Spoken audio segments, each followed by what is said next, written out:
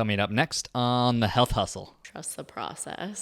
So beginning of 2023, I was having extreme gut issues. So that's a whole nother thing, but just in general of what you're doing is going to work.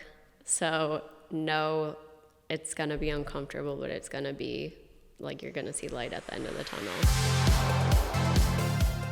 What's up, y'all? Corey here, and on this episode, I had a chance to sit down with somebody who's become a good friend of mine over the past 2 years in Austin, Texas. She's one of the first people that I actually met and interviewed here when I moved here. Her name is Nikki Zahka, and I think you guys are going to enjoy this episode. Nikki is a health and wellness enthusiast here in Austin, Texas. She also works as a full-time enterprise account executive in a technology industry doing sales specifically, which is something that we tap into because she obviously has a lot of knowledge and skills. She also works with brands that align with her mission to empower people to find self-love and confidence through a healthy and active lifestyle. Some of the things that we get into on this episode specifically are the differences between male and female hormones and why you should know those, because the things that I do and the things that she does are very different for our health, how Nikki became the ab girl, which wasn't actually a good thing in hindsight, the lag period between your identity and who you actually are today, the dark side of gamifying your workouts, understanding your metabolism, being over socialized. I think you guys are really going to enjoy that topic. It's something I've recently discovered, and I think there's a lot to be learned from that. A masterclass on sales, as I mentioned, why you should never attach your identity to your body, trusting the process, and so much more. One last thing, if you're a health or fitness professional and you're having difficulties getting leads, one of the most common reasons that I see this is not having a well-defined niche. If you go to the link in the description, I have a free 3-step process that walks you through exactly how to get clarity on which niche is best suited for you and your business. Without further ado, let's go. Nikki Zahka, welcome back for round 2 of the show. Thank you. Glad to be back. Excited. As I do with all my guests, I was digging back on previous episodes and looking at other interviews you've been on. And it was funny to look back at where you and I started. I know. 2 years ago. 2 years ago. I think you were one of my first podcasts that I ever did. And you just moved to Austin. Literally I just got here. I knew nobody, and the setup was hilarious. It was in the Airbnb that we were renting out because I just moved here. Yeah. And it was literally on the couch, microphones in hand, my shitty old GoPro, and look how far we've come. Both of us, honestly. I made it a goal after that to be on more podcasts just to get more comfortable and get my name out and everything. So I've had a lot of reps since then, and I definitely know you have. Yes. So the whole podcast here has grown a ton too. Yeah. Love to see it. I think this is going to be episode 132 or 3. Damn. And I think yours was 60 or something like that. Yeah. 70 maybe. So yeah, it's in the mid there then. Yeah. Yeah, that's cool. Well, welcome back. I'm excited. A lot has changed in both our lives since we've last done a podcast interview. And honestly, where I want to start with you is, I know you've had a kind of ebb and flow with your relationship with just food and health and fitness in general, because our previous episode is very different 2 years ago than what we're going to talk about here today. Yeah. And so I would love to start with, honestly, is maybe where your initial relationship started with fitness and food and how that started, and then we'll slowly work our way up to where we're at today. Yeah, so full background story. I was an athlete my whole life, but didn't really know my way around the gym. So, I played all the different sports in high school growing up. I was a diver and everything. But when I got to college, it was D1. And so I got a lifting coach, I got a nutritionist, and actually started figuring my way out around the gym. I wasn't obese by any means, but I was definitely the chubby friend growing up. And then in college, ended up losing 30 pounds just from learning how to lift and fuel myself better. And so that's right around when Instagram was starting. There wasn't a ton of fitness influencers or people posting about that, which is very surprising now. But so got kind of lucky, right time, right place, I guess, posted the transformation, and that's how that started to blow up. Was your family into fitness at all? No, not really. I mean, sports. My brother's an athlete too. He was a collegiate pitcher, baseball pitcher in college. And so, like, we've always been very sports oriented, but not gym wise, and definitely not nutrition. They do eat somewhat healthy, but it's not like looking at macros and like really paying attention, or I didn't understand any of that too. So when I started to learn all about that in college, I got a little obsessed. And so I went off on my own, did all of these different studies, was just like kind of using myself as a test dummy of what diets will work, what food should I eat, what workouts, and all of that on top of what I was doing.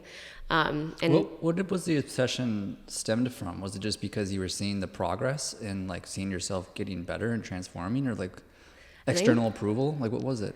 A little bit, but it was more the way I was feeling. So if I really am looking back at myself, I've always been somebody that's just trying to get the approval from other people and not feeling like I was good enough. I was always trying to keep up with my brother or with my friends and feeling like I'm not the best at anything. And I was the chubby one. I was just mediocre at everything. So when I learned my way around the gym and I started actually creating these really big goals for myself, which was terrifying to me at the time because I was like, I can't do anything good. But and then you end up like hitting those goals and feeling super proud about yourself and wanting to keep going and push yourself and see what limits you can break. And that just really excited me, and it got the fire going under my butt, if you will. And so I fell in love with that feeling, and it wasn't necessarily, I wasn't even trying to lose weight. I wasn't really trying to lose fat. I was just having fun with my team, and it made me feel really empowered and really strong and really proud of myself. And so I wanted to share that with everybody else. So that's how I started on that little side hustle path too. Yeah, I'd be curious as to how those transformations happened. One of my favorite memes is it's a photo of basically in your 20s, it's this guy that's like super shredded, and it's like you just want to like look good naked. Yeah. And then in your 30s, it's this guy that's kind of like a little bit stronger, and it's like in your 30s you just want to be strong. And then in your 40s, it's like you want to be athletic. And then it's like everything past that, you just don't want to hurt. Yeah. Basically, you just don't want to be in pain. And so I think a lot of us go through that similar journey. I know I for sure did as well. As like when I first got into it, it was for sure just to like pick up chicks. Look good. Yeah. For sure. Yeah. And I think everyone kind of starts there, which is okay. Yeah. Right? But if you're smart, you can kind of beat people to the punch and realize that there's more to it than just looking good naked, which obviously you learned. Yeah. And that exactly, like I started because of the feeling, but once you start getting those, like I said, I never loved my body. I was never comfortable in that. As soon as people started saying, wow, you look really good, what are you doing? And you're getting all of these compliments and people asking you what you're doing and wanting help from you and like wanting to look like you essentially. And of course that's going to be an ego boost. And you're like, I'm doing something right. I got to keep going or push myself a little bit harder. And so I pushed a little bit too far, which is why we're here now, full circle, trying to kind of unlearn everything that I've been doing essentially the last 10 years, and everything that I've learned how to do weight loss and fat loss, just because of the full industry's changed too, and what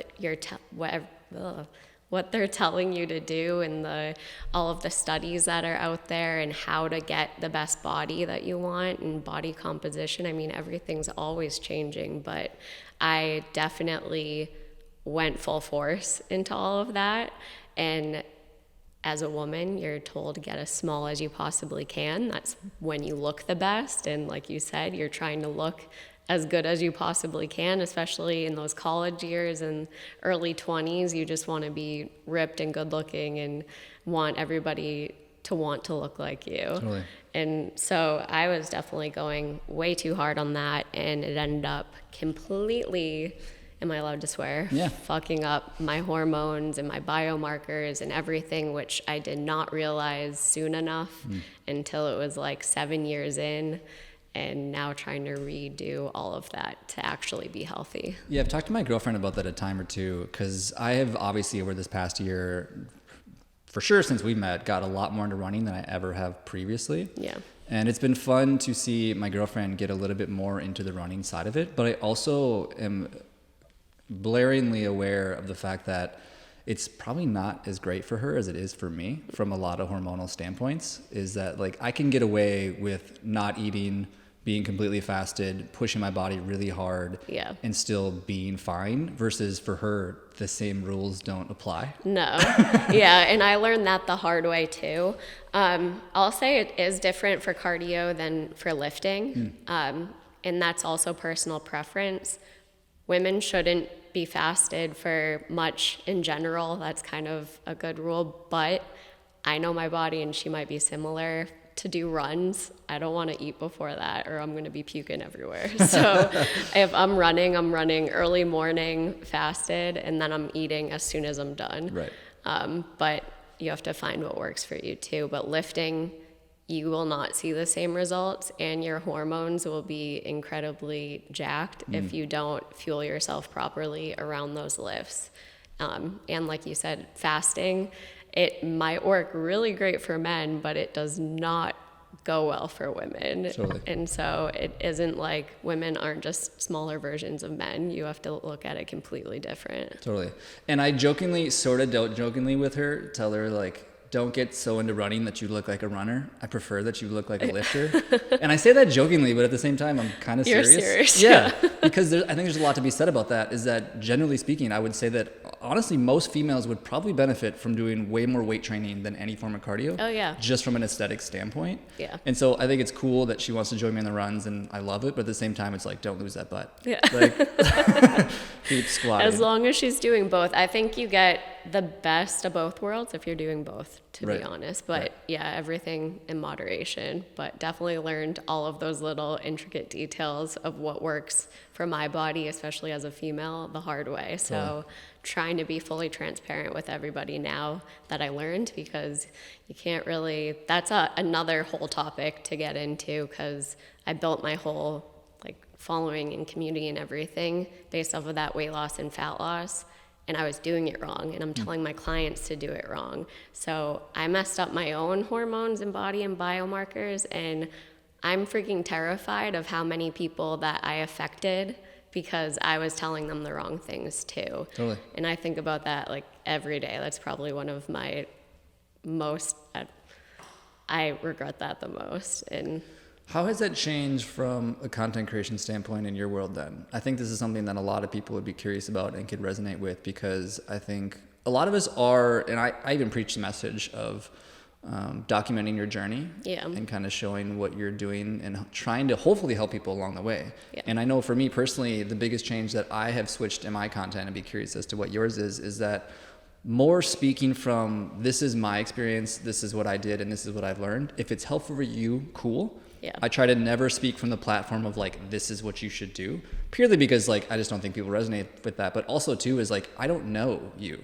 right? And so I try to just speak of different. 100%. Yeah. So I'm curious as to like how it's changed for you. Yeah, and I've done the similar thing, because my content's just my life pretty much. Like I'm not doing anything that's fake or like showing stuff that I don't actually do in real life. So it really is my true journey, but I was also terrified to go on, like pivot and go on this new path, because I did create a whole Instagram account and community and this big following based off of weight loss, fat loss. And that's why people were drawn to me, essentially. In my head, it was like my identity. I have abs. And like people would call me the ab girl and stuff, and like literally it'd be like, oh, get fit with Nick with the abs. Like you don't even know how many times randomly, like I'm on Rainy Street or something and somebody came up to me like that. Really? Yeah. And so like talk about an ego bump. Well, yes, it was awesome, but also subconsciously I'm like, okay, I'm the ab girl. That's who I am.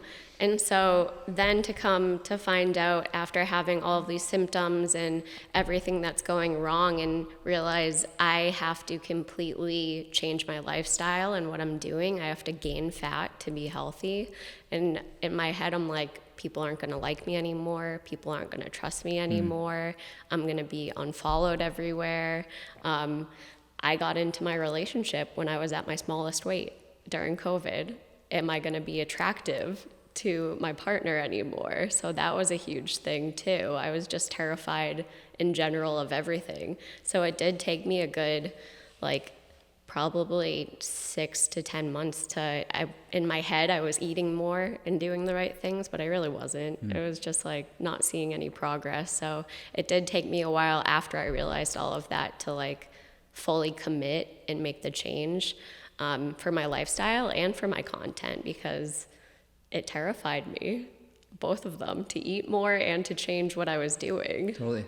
I like this idea that I heard from Mark Manson in regards to identity, and how I think it's important to remember that our identity often lags a year or two behind us. I'm sure you probably experienced that when people first started reaching or talking to you in public and they're like, hey, it's the girl with abs, right? I'm sure when that first happened, you were probably like, what the fuck? Yeah, what is happening? Like people recognize me or people know me. It's probably this like super weird moment until enough time passes where you kind of almost probably then started to adopt that identity of like, I'm the ab girl. And then you start doing behaviors that are in line with like being the ab girl. Yeah. Right. So then to change from not being that girl anymore, I think it's important to remember for anybody that like there's a lag period of identity of that. You have to do something enough times. I still to this day, honestly, I can't tell you how much I stress this, is that I still this day struggle with this idea of like being a creative. I've never attached to that identity, but I do a shit ton of creative things now, from writing and podcasting and No, I completely hear you on that. Or like an influencer, which I still cringe at that word and I hate it, but I'm like, okay, I am one. I have been one for years now, but it takes a while. And I think that's true for everything though, right? Is like, even if you're on your fitness journey or your business journey or your entrepreneurship journey or your relationship journey, whatever it is, I think it's so important to remember that there's a lag period of this like identity that comes with it. And it takes time, right, to move from one identity to the next. And I know you've had a few of these changes. You have to do like a mourning process almost for each one. But yeah, so that was, and I'm not going to lie, like it's not a quick switch. And like you were saying, there is a lag time with your identity. There's a lag time of like, I'm still trying to work with my mentality and my mindset that this is healthier, that I'm doing the right thing. Like every time you look in the mirror, you're not going to just all of a sudden quick switch.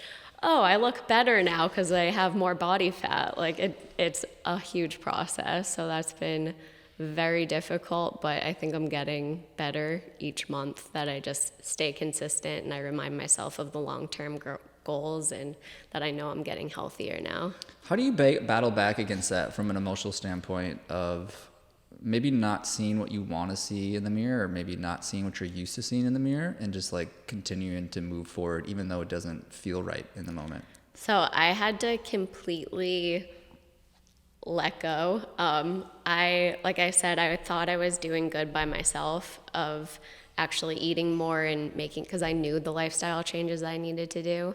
But it wasn't until I was like, okay, I'm not going to get here by myself, and hired a coach, decided to like fully invest. And I'm like, whatever he says, I'm doing it all in.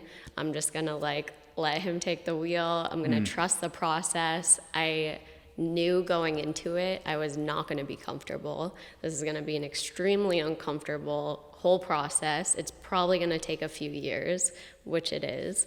And I just had to kind of continue to tell myself, okay, this is for your long-term goals. Like, I don't know if I want a family yet and kids, but I want it to be my choice. I don't want it to be because I don't have a period for 5 years and I can't physically have a kid. I know that I want to live a very long, healthy life. My parents are almost in their 70s, traveling around the world, doing hikes and all of these physical activities. I want to do that. I don't want to be like frail and have my bones broken every time I walk when I'm in my 60s. So I think just having that long-term goal in mind, being like, I'm going to be uncomfortable for the next 2 or 3 years. But then beyond that, I'm good to go. I know what I'm going to do. For people that have never had a coach or hired a coach or experienced what's that like, maybe what's some advice you could give to somebody like that? Because I know as somebody who used to be an athlete, diver specifically, right? Yeah. you obviously had experience with coaches, so it probably came a smidge more natural to you to now hire somebody to help with this new hormonal journey. Yeah. What if somebody's never had a coach, or they know that it's important? I think most people accept the fact that having mentorship and coaching is probably essential to their growth. Yeah. But what if they've never had one? What would you maybe recommend to somebody in that situation? Find somebody that you really trust and that you connect with. I think that's the number one thing for any goal, to be honest. I took a while to pick who I wanted to work with, and it's because he does so much educational content and podcasts, and specifically for the topic that I was looking for. He's worked with so many, and I'm not a bodybuilder, but he's worked with so many female bodybuilders that have lost their periods, have really fucked up their hormones and their biomarkers, and then gotten their lives back. And so I'm like, he knows his crap. And I've been listening to that a lot. And so you have a little chat with them. You see if you vibe. Like, if you don't like your coach, you're not going to listen to them. It's the same thing in sales. So full-time sales rep, you want relatability. You want to be likable and to be trusted. And so if you don't have that in a coach, you're not going to follow what they're saying. How long did you follow this guy or read into his content or just get an idea who he was before you decided to sign up? We actually were in this kind of fitness group together on social media for a while. So I was seeing his content for like a year or so, I would say, before that. But then I started listening to his podcasts more frequently when I was like actually looking for a coach.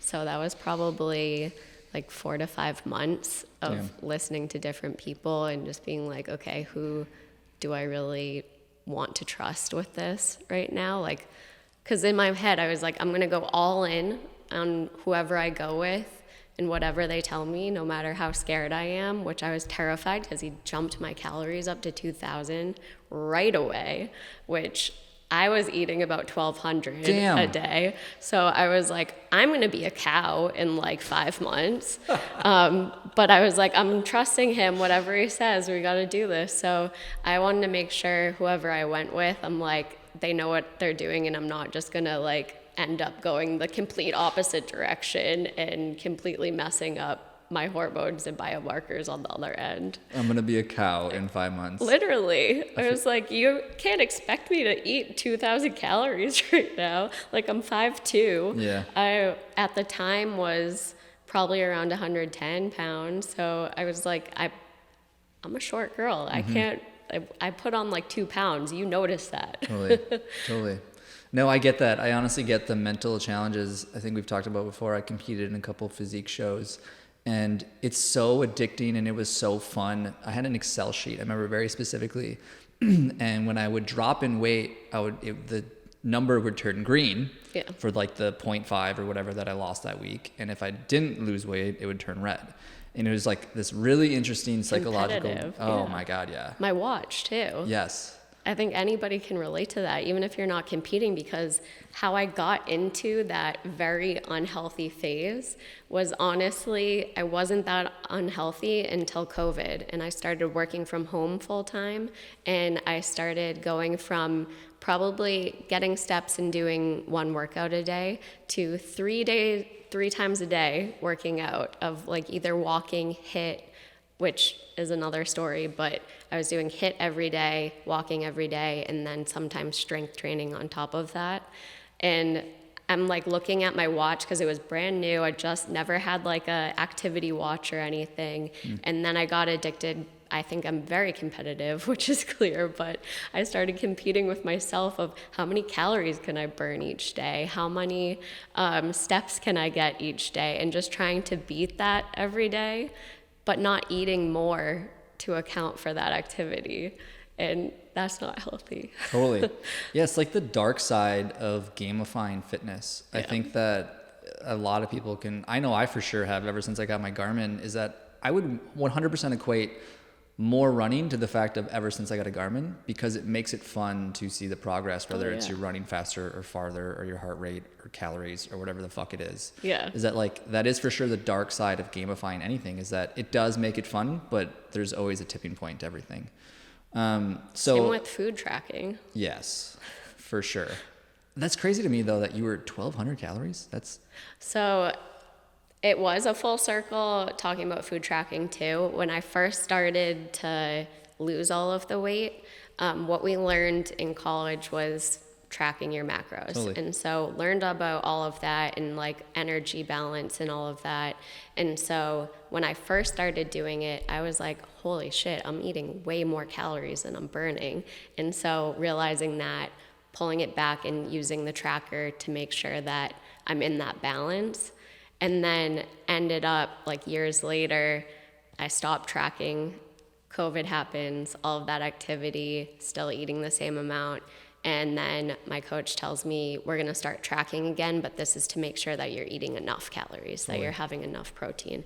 And I'm like, I know what I'm about. Like, it's probably around like 1,700 calories or something a day. And I ended up tracking for the first week, and I was averaging 1,200 to 1,400 of calories, but burning 2,200 a day. And I was like, my metabolism is walked right now. Totally. Yeah. I definitely have had some ups and downs with that as well in terms of, actually, I got to give a shout out to my buddy Gunther.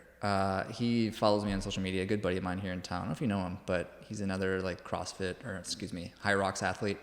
But he saw a lot of my posts that I was showing about like some of the meals and some of the workouts that I was doing. Yeah. And he's like, I don't know what your calories are at, but he's like, but I'm 90% confident that you are for sure under eating. And I was like, no fucking way. And he's like, just track it for just like 1 week just to see. Yeah. And he was spot on. Yeah. Like for how hard I was training, I was not even close to getting enough calories into my body than I thought I was. And people think their metabolisms are like jacked or wrong or anything. It's because of that. Because if you do that long enough, it's not that it's messed up. Your body's so freaking smart. It adjusts. So you can like, and that's why all of my thyroid, my liver, my hormones, everything was gone because my body's shutting those down so I can live because I'm not eating enough food for my body to actually function properly. I remember when I used to compete in shows, and one of the side effects that I would notice when I get really close to show day is that I would be miserably cold. And I remember learning that it's because being warm isn't an essential thing to surviving. Keeping your organs running is the essential thing to surviving. So basically anything my body was doing to keep me warm was like, nope, fuck that. We got to keep your organs going because your calories are so low that you could die otherwise. And I was like, oh, like that's not good. I know. That's why I was like, do I really have Raynaud's or am I just not eating enough? Because my hands turn white. Like my hands and feet are always cold, but it still is, and I think I'm eating enough now, so we'll see. Damn. I want to circle back to some of the content stuff. So I know that you've had a bit of a change in some of the content creation, and I think this could be a helpful topic for anybody listening in terms of maybe what are the things now that you've been doing it for, 10 years or something like that? Yeah. Some crazy number. Which is wild. I kind of just fell into this. I have no idea what I'm doing still. So in 10 years, hopefully you can give us some insights. So in 10 years, what has changed and what have you leaned in more now to that you have found to be helpful or useful or effective? I would say back in the day, I was trying to create stuff that I think would do well. Did not know anything about the algorithm or anything. I'm just trying to think, what would people want to see? And I think the big change since then has been what is important to me and what it, like we talked about, am I just recording my life and my journey, and hopefully these tidbits can actually help people and the right people will come to me and resonate with it. So I'm doing it for me more so than for other people, and I think that was a huge one. It's like people can tell, they can smell your bullshit if you're like trying to act for them or something. So what you see is my life, the products that I use, the brands that I actually work with and believe in, and my captions are very in depth on what I'm doing for lifestyle changes, and being transparent with my story. Love it. One of my favorite creators, you've probably never heard of him. His name is Chris Do.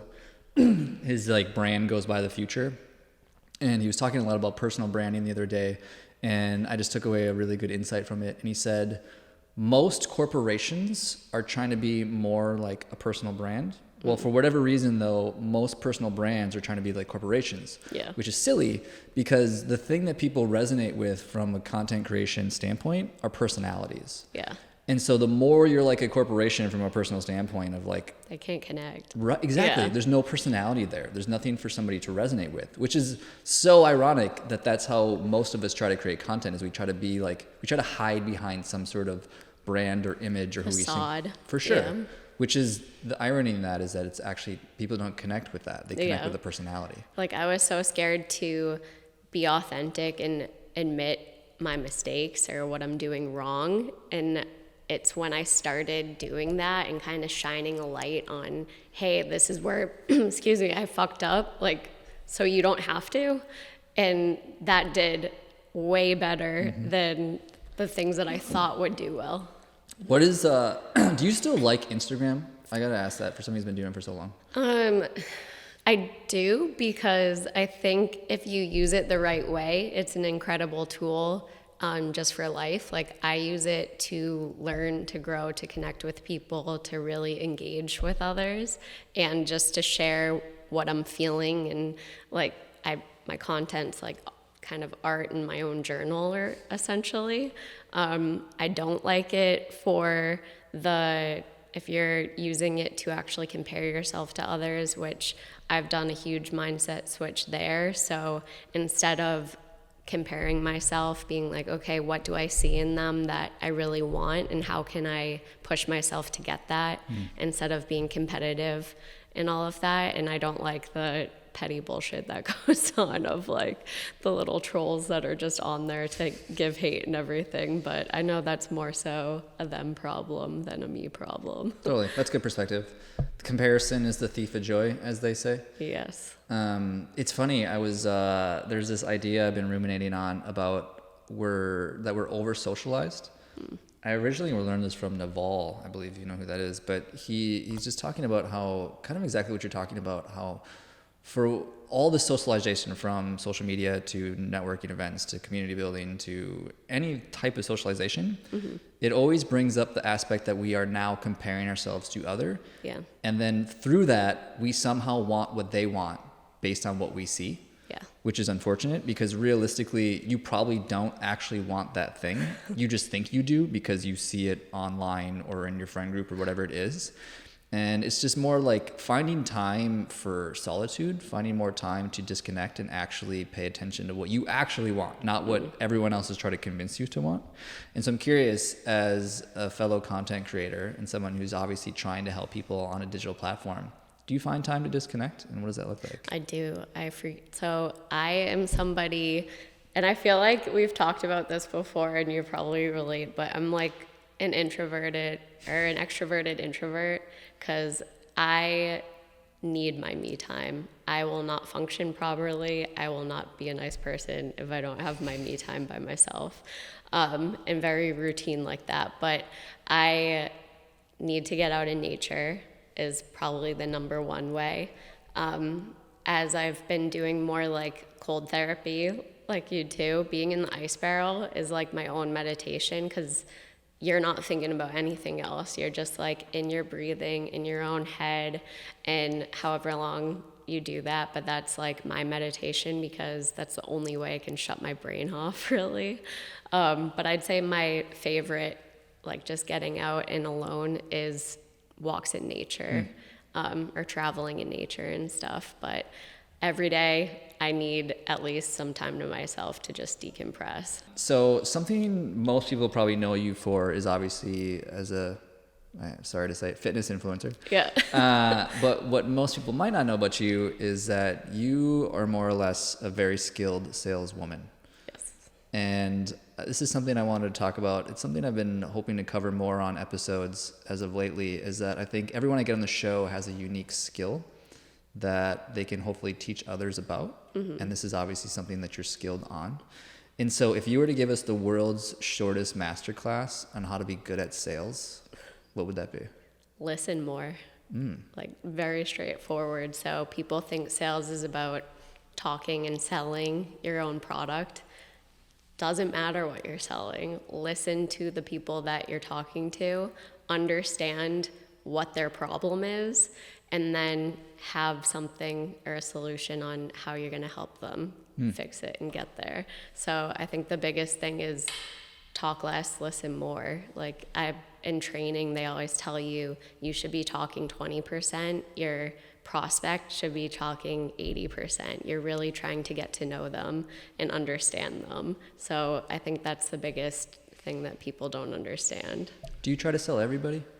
I don't think I consciously do. I think everybody, not just in sales, is subconsciously selling something, because you always are. Sure. It doesn't matter if you're an entrepreneur or whatever. Like, you're selling yourself. You're selling your product. You're selling your gym. You're trying to get people to come do things with you. Like, you're selling stuff all day, every day, without knowing it.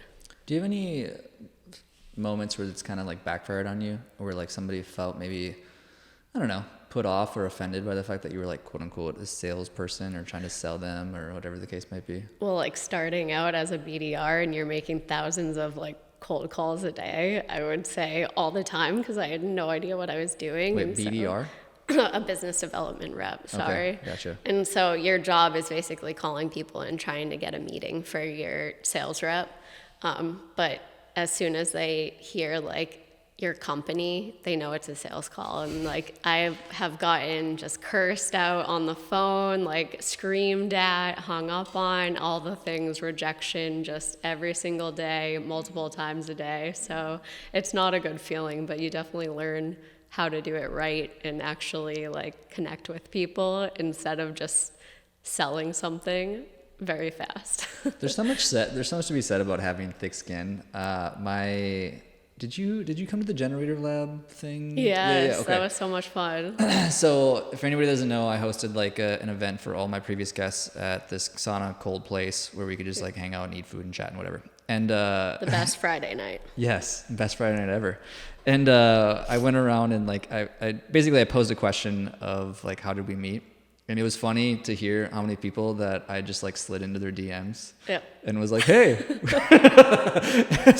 And it reminded me of just like, I guess, I don't know, how unabashedly open I am to just like shooting my shot and like being willing You have to be. Yeah. I mean, for anything, especially if you're an entrepreneur, if you are a content creator, even if you're trying to get with brands, like, the answer is going to be no if you don't ask. Totally. I'm always like, shoot your shot no matter what. Totally. Like, the worst they can say is no, and then you move on. Have you ever done the coffee challenge where you ask for 10% off your coffee or something like that?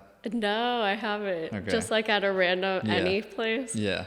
Like literally go to any local coffee shop and be like, hey, can I get like 10% off? Just to see what they say, right? Yeah, just I mean, I'm a barterer. I try to barter no matter where I go, but I don't think I've done that at like a big corporation, like a Starbucks or something. I was talking about that with Matt Johnson recently. I was like, because like, yeah, I think we assume for whatever reason in our psychology, we would like to believe that you can't barter with like a Whole Foods or whatever, name your Starbucks, name your thing. But maybe you could. Maybe, yeah. You know what I mean? Like, I don't know. I think it's like the checkout process too, is like if you went to H-E-B and you like call over the person, you're like, I have a coupon or something, yes. But you'd be lying, but like just trying to get something off. I don't know. I think that's what gets me. Okay, here's my challenge for anybody listening. Next time you go to Whole Foods, before you check out, be like, hey, can I apply like a discount code? Is there like a discount code button on here somewhere? Yeah. And see what they say. Maybe there is. Maybe they could just like scan their card and be like, here's 10% off. They have like an app, yeah. Try to get the friends and family discount from somebody that works there. This is what I'm saying. Third Door. That's one of my favorite principles. Have you read that book? I'm familiar with it. I haven't read the whole thing, though. It's a really good book. Yeah. I mean, very similar. Right. Essentially, like you assume there's a front door and a back door, but in reality, in most situations, there's another way. Yeah. That's the idea, right? You just have to work hard enough and find it. Oh, man. Okay. Something I wanted to cover here, I have a few other notes, was you said something recently on a podcast episode that I thought was really interesting. And you said, never attach your body to your identity. What do you mean by that?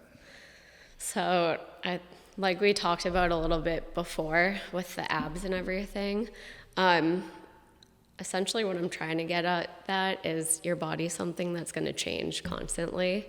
I mean, you're going to go through cycles of life and everything. attach your identity to who you are as a person, because in your soul, you're probably not going to really change that. Your body's going to be, there's so many outside external factors that go into that you don't really have control out of sometimes. And so really learning to be, okay, I'm not the ab girl. I'm somebody that can actually provide really good value by being honest and creating the content that I really want to and believe in, and the brands that I love that's been helping me along the way. And people are going to come to me because I'm transparent, because I'm open, and because hopefully I'm a good person, but not because of the way that I look in my body. What do you think that you attach your identity now then to? I think some of those things, I'm trying to attach myself to how I make people feel. So my goal always is trying to leave whoever I'm having a conversation with, do they feel better about themselves now than from when I spoke to them? So I kind of joke with my friends, like, I'll always be your biggest hype girl, but that's super serious. I want to make other people feel good because they remember that. I think you do a really good job of it, honestly. I mean, it sounds like you're intentional about it, but I genuinely feel like you do. Every time I've ever engaged with you, I feel very good about that engagement. Thank you. So, seriously, I mean that sincerely. No, that does mean a lot, so thank you. Yeah. Try to be just positive with other people. Yeah. And the reason I wanted to bring up that topic was because, like, I think I was in the same boat with just the aspect of some, I guess you could call them basic, but really life-changing, things like honesty, just like character traits. I think is something I try more now to attach my identity of, like, was I honest? Was I kind? Was I giving? Like, just very, what one would say, basic. Yeah. But I think that's just a better way to build a life than, like, how did I look, or how did I sound, or was I able to accomplish this goal? Like, those are fine, but it's not a great place to attach your identity. Yeah, it's, again, going back to your core values instead of more of those, like, physical attributes. So I think it's way more important. If you were to distill down your values into just a couple of them, what would be the biggest ones? I mean, honesty, so just being transparent with everything that I do. I don't know if this would be like a core value, but just, I think, growth mindset. So trying to be better than I was yesterday, the year before, 10 years before. And I feel like I have a lot of them that I want to go through. Do you set goals? I do. I set goals, but I would say I used to set very strict, hardcore goals, especially like as an athlete in the gym and stuff. And now it's more so how, like, big picture goals, if that makes sense. So what do I want to accomplish in 2024? How do I want to feel at the end of the year? And like bigger goals towards my longer lifestyle choices. Like, I know I want to retire and have a beach house and be traveling whenever I want and not think about money. How am I going to get there this year? Love that. I'm more of a mountain guy, but you can, the beach is all yours. You can have it. I'll take it. I have a round of rapid fire questions. You've done these before, but I'd be curious if they've changed. Yeah. Number one, what's your best business advice? Be genuine. Good one. Is this different than your best marketing advice? Can I change my business one? Sure. I think the best business advice is probably find what excites you and follow your gut. And then the marketing would be genuine because it resonates with people better. You know, I was just, did I write about this, post about it? I don't know, I put it somewhere. But I was thinking about this idea of basically scratching your own itch. I think is like a great way to look at business in a lot of ways. Yeah. It's the way I feel like, obviously that's how you got into the fit with Nick stuff, was like, you had a problem, you scratched it, and now you're doing the same thing with the hormonal stuff, is like, here's my issue, I'm talking about it. I think that's always a great way, honestly, when it comes to like starting a business. I think there's value in like finding a market gap, totally fine. But at the same time, it's like when you're scratching your own itch, it's like, you know, you have at least one customer yourself. Yeah. So. And there's other people that are going to be doing that. 100%. And then just like, you're going to be more passionate about it and more obsessed, if you will, if you do love it and it's something that actually matters to you. Man, that word obsessed has been showing up a lot in my life lately. I've honestly been seeing it a lot too, but it's important. Yeah. It goes hand in hand too with like, I think there's a negative stigma around like getting lost in rabbit holes. But honestly, oftentimes I think that can be your strength. Yeah. Like if you are the person that gets lost in the rabbit hole on quilting, I don't know, name your thing, is like, there's probably a lot of value in that. Yeah. That you can help other people with. So. That's how you become an expert, Totally. I think. Totally. Yeah. The only reason I say that is because I think there's been a lot of emphasis over the last couple of years of staying focused and not getting distracted, which I think is good advice. But I also think too that it can take away from just genuine curiosity. Yeah. And exploring what the benefits are from that as well. No, I like that because also I do believe in staying focused, and I'm somebody that is extremely type A and like routine, and I want to be in my element, just get shit done all the time. But sometimes if you get too focused, you kind of don't see, like, I guess, the holes that you're not seeing, your blind spots. That's what the word I was trying to go for.